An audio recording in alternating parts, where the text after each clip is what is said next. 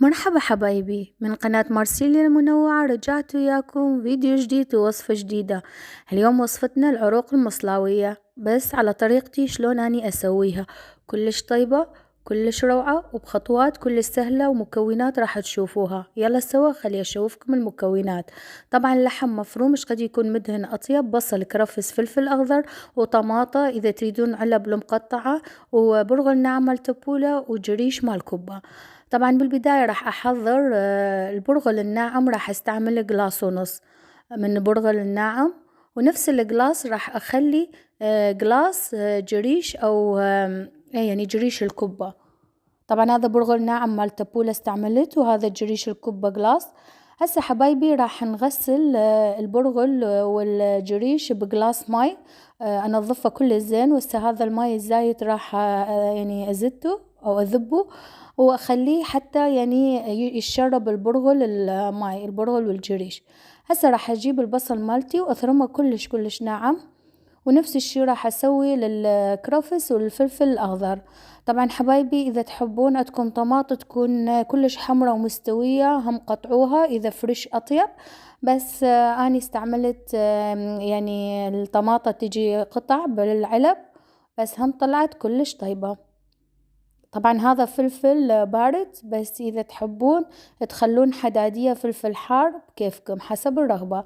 هسه جبت البرغل مالتي ورا ما ضعف الكمية مالته وصار يعني تمسكون وصار يمكن شرب الماي. هسه راح أخلي اللحم المفروم مالتي، وأخلي البصل والكرفس والفلفل الأخضر، وأفتح علبة الطماطة مالتي مثل ما قلت إذا عندكم فريش أطيب.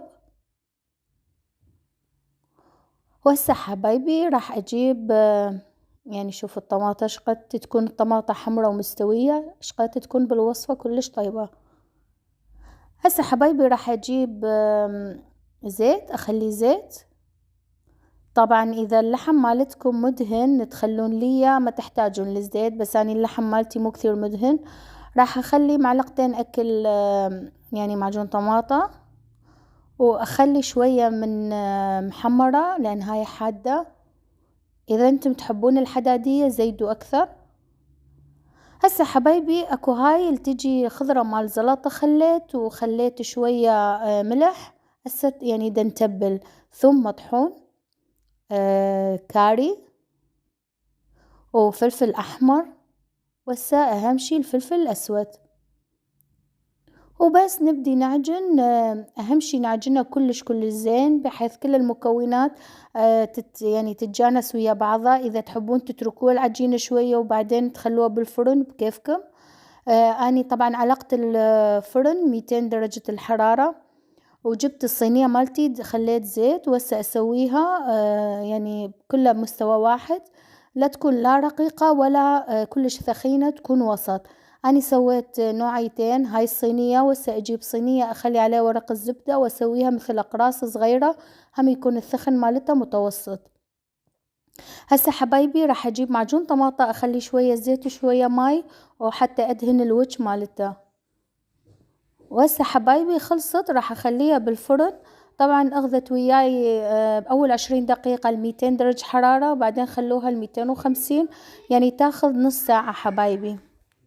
وهاي صارت حاضرة ورا ما يعني دهنتها كل زين، واخليها بالفرن مثل ما قلت لكم أول 20 دقيقة 200 فوق وجوا، وبعدين آخر 10 دقايق تخلوها درجة يعني أعلى شي، وانتم تشوفوها من يعني تتحمص، وبحيث يعني الريحة مالتها دمار. وهذا شوفوا حبايبي شلون الحوافي هي فصلت، وشلون يعني تحمص أخذ لون حلو.